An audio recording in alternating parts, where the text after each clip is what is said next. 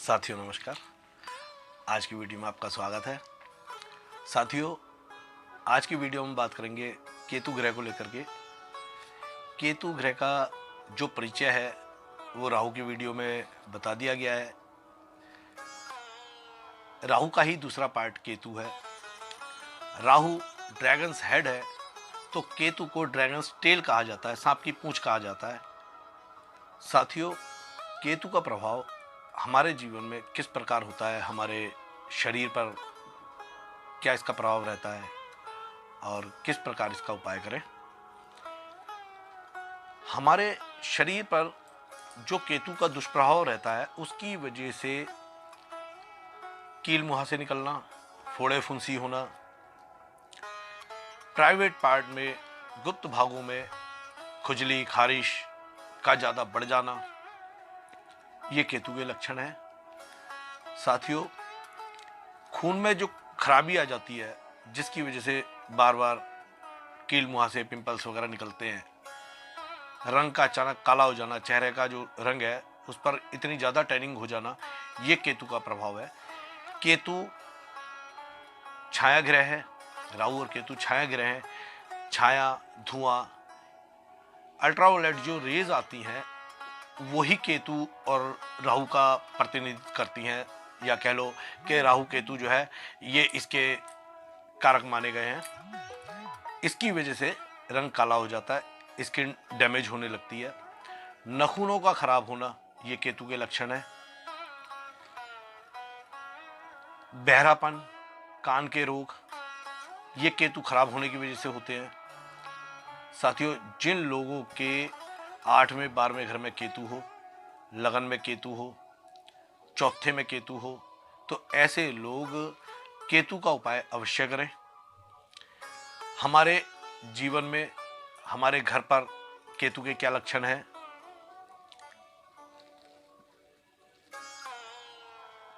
नल जो है उसका टपकते रहना, ये केतु का लक्षण है।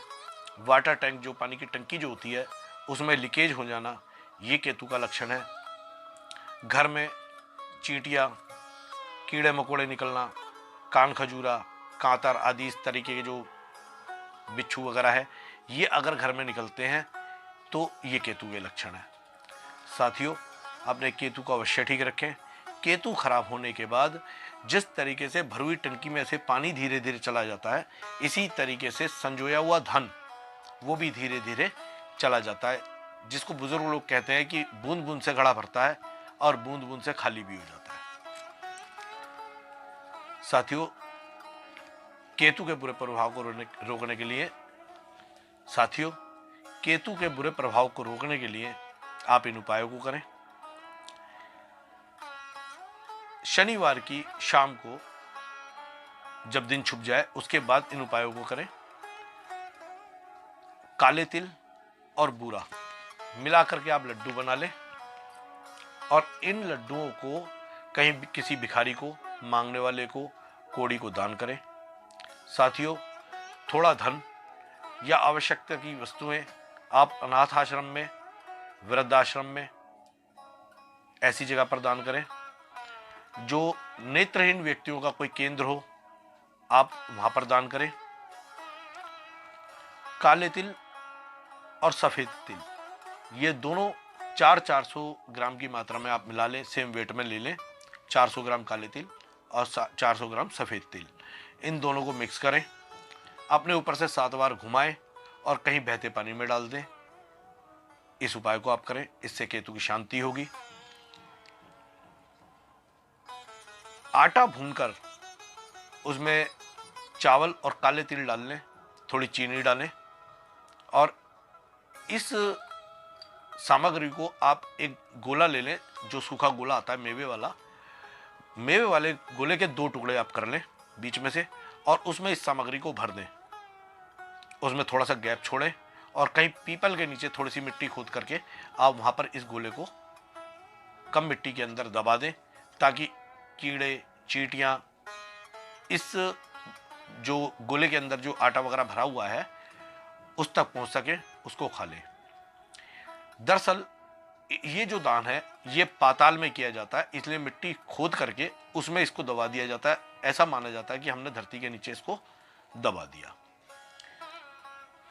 साथियों, एक उपाय और, इसके लिए आप अपने घर के आसपास का कोई ऐसा स्थान देखें जहां शमशान हो।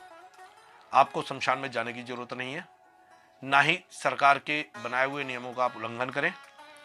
शमशान के आसपास बाउंड्री के बाहर, शमशान की बाउंड्री के बाहर आसपास में जो जगह हो वहां पर आप चींटियों के लिए थोड़े काले तिल और चीनी आपस में पीस ले, पाउडर कर ले, और उसे आप शमशान से थोड़ा सा दूर, शमशान के आसपास ही आप उस पाउडर को चींटियों के लिए आप डाल दें ताकि चींटियां खा ले। इस उपाय को आप 43 डेज 43 दिन लगातार करें। भगवान ने चाहा केतु की शांति होगी, आपको लाभ मिलेगा। तो आप चावल का आटा ले लें, काले उड़द का आटा ले लें, और इस आटे के 5-5 लड्डू आप बना लें, उसमें थोड़ा सा बूरा मिला लें, और इन 10 लड्डू को शनिवार की शाम को आप किसी ऐसी गाय को खिला दें जो काली सफेद मिक्स हो। ऐसी गाय को आप खिला दें, केतु की शांति होगी। किसी भी उपाय को लगातार कई हफ्ते करें। ये जितने भी उपाय बताए हैं, शनिवार की शाम को सूर्यास्त के बाद आप इन उपायों को करें। ज़्यादा लेट ना करें, सूर्यास्त के बाद आप 2 घंटे के अंदर इन उपायों को करें, आपको लाभ मिलेगा। साथियों, अगर किसी भी जातक की कुंडली में केतु दूसरे भाव के अंदर हो तो ऐसे व्यक्ति के संबंध उसके चाचा से अच्छे नहीं रहते। जिन व्यक्तियों के 5वें भाव में केतु हो तो ये केतु उस जातक के बच्चों के लिए नुकसानदायक है, उनकी पढ़ाई में बहुत बड़ा बाधक है, उनकी तरक्की में बहुत बड़ा बाधक है। ऐसा व्यक्ति केतु के उपाय करे जिससे कि उसके बच्चों को, उसके संतान को उन्नति मिल सके। 7वें घर का केतु पत्नी से संबंध खराब करता है। ऐसे लोगों का डिवोर्स तो चाहे ना भी हो, लेकिन थाना, पुलिस, कोर्ट कचहरी तक हो जाती है। साथियों, जिस व्यक्ति का 8वें घर के अंदर केतु हो, ऐसा व्यक्ति कहीं पर भी गहरे पानी में ना जाए। जल में डूबने से मृत्यु के योग बनते हैं ऐसे व्यक्ति के, तो जल से बच करके रहे, किनारे पर बैठे, सावधानी रखे, सर्प को हाथ ना लगाए। सर्प से ऐसे व्यक्ति को भय रहता है। जिसका केतु 8वें भाव में हो वो सर्प से और जल से, इन दो से छेड़खानी ना करे, बच के रहे, सावधान रहे। साथियों, 10वें घर का केतु पिता के लिए कष्टकारक होता है। अक्सर ऐसा देखा गया है, यदि पिता की जन्मपत्री में दीर्घायु योग ना हो या जातक के स्वयं के 10वें घर में केतु बैठा हो और सूर्य बली ना हो, सूर्य के ऊपर किसी अच्छे ग्रह की दृष्टि ना हो, सूर्य शुभ घरों में ना हो, तो ऐसे जातक के पिता की अकाल मृत्यु हो जाती है। बहुत जल्द पिता का साया ऐसे व्यक्ति के ऊपर से हट जाता है। तो साथियों, सावधान रहें। आप अपनी जन्मपत्री अच्छे विद्वान को दिखाएं। केतु की दशा हो, अंतरदशा हो, महादशा हो, आप केतु के निमित्त उपाय करें जिससे आपको लाभ मिले। साथियों, केतु लाभ का और बरकत का खाने वाला है, लेकिन केतु के अंदर एक खासियत है, जब भी केतु किसी भी जातक के 6ठे घर में होगा तो ऐसा व्यक्ति धनपति होगा, उसके पास काफी पैसा होगा, लग्जरी गुड्स होंगे, लेकिन शरीर से वो कोढ़ी होगा या लगातार दवाइयाँ खाएगा। कोई उसको लाइलाज बीमारी ऐसी हो जाएगी जिसकी वजह से उसको लगातार दवाइयाँ खानी पड़ेगी।